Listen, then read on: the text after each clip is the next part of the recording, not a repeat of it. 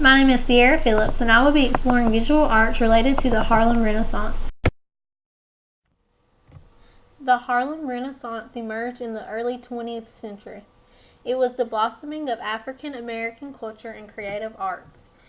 This meant the embracing of literary, musical, theatrical, and visual arts. The Harlem Renaissance laid its roots right after the Civil War. Thousands of African Americans moved from the economically unstable South to the industrial North for more job opportunities that were created by World War I. This was known as the Great Migration. Little by little, African Americans moved into Harlem, eventually making it the political and social epicenter for African Americans. Critics such as Alan Locke and W. E. Du Bois urged artists and writers throughout the United States to explore themes of African American life and culture and to look beyond caricature and stereotyping in their works. Artists were also encouraged to explore African art as a source of inspiration. Many artists chose to study abroad, where they received direct exposure to various currents of European modernism. Many artists during this time depicted the 20s and the 30s. During the Harlem Renaissance, many African American artists explored African art as a source of inspiration. From the depiction of masks to the use of African-inspired design motifs to abstracted renderings of the human form, artists turned to Africa and the idea of Africa in a number of manners. Harlem Renaissance artists were not the only ones looking to Africa for inspiration. Pablo Picasso and other European artists had also been referencing Africa in their works. Pablo Picasso shows in one of his artworks the furthest woman to the left in a stance much like early Greek or Egyptian statues. This book was edited by Alan Locke and is open to a page featuring Countee Cullen, who was an important writer and poet of the time. However, it was illustrated predominantly by a German immigrant, Winold Reese, and his student, the African American artist Aaron Douglas. This is a painting by Palmer Hayden. Palmer Hayden left home when he was 16 years old to work as a circus roustabout and a house cleaner before later joining the Army.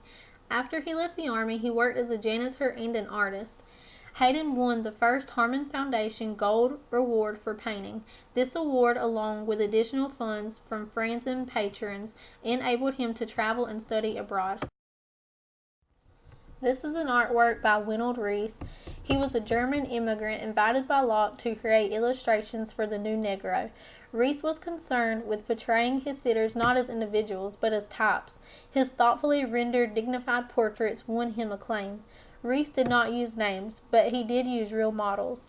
He usually chose non-whites because he believed that by documenting the variety and diversity of humanity, he could promote harmony among people. The image the book is open to is Aaron Douglas's The Prodigal Son. This book is a very important text of the Harlem Renaissance. It contains sermons, biblical stories written in vernacular form, which means that it is written in everyday language. This is an artwork by Malvin Gray Johnson. He was an artist working in Harlem and was known for choosing sitters of his own class. Johnson created dignified portraits like Winold Reese. The books in the background on the right indicate that the sitter is a member of the educated middle class. This is also an artwork by Malvin Gray Johnson. He served in World War I with the 184th Brigade 92nd Division in France, so it's no surprise that he portrayed a Negro soldier.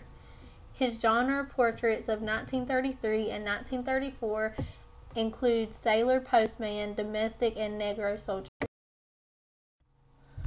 Archibald J. Motley, Jr. studied at the School of the Art Institute of Chicago between 1914 and 1918 and was one of the first African Americans to graduate. In this artwork, Motley explores the effects of natural and artificial lighting.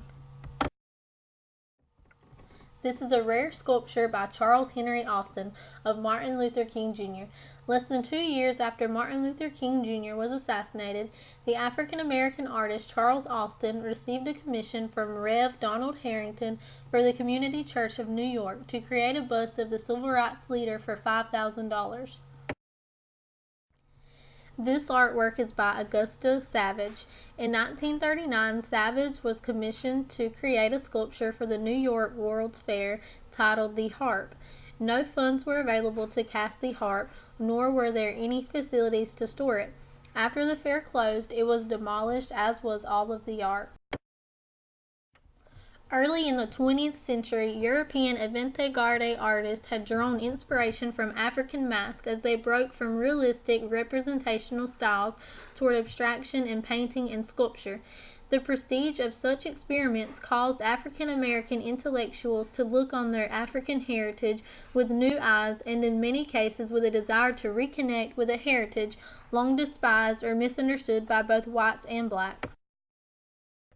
Embracing literary, musical, theatrical, and visual arts, participants sought to reconceptualize the Negro apart from the white stereotypes that had influenced black people's relationship to their heritage and to each other.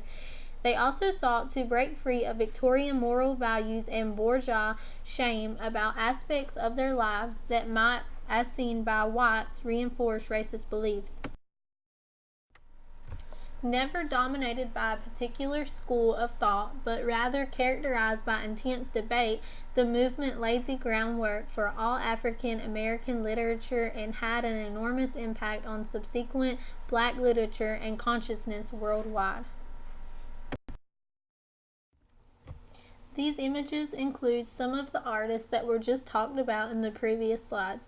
Each of these individuals had an extreme amount of talent and will forever be known for their artworks. The artists are Marvin Gray Johnson, Augusta Savage, Aaron Douglas, and Charles Henry Austin. The New Negro movement, as it was called during its time, the Harlem Renaissance, was essentially the flowering of a unique African American culture. African American writers, poets, artists, musicians, and intellectuals found new ways to express pride in their race and culture. Central to the Harlem Renaissance was the concept that the time had come for African Americans to take their rightful place in society and contribute to culture in meaningful ways. Although the movement peaked throughout the late 1920s, its impact continued into the 1930s and beyond.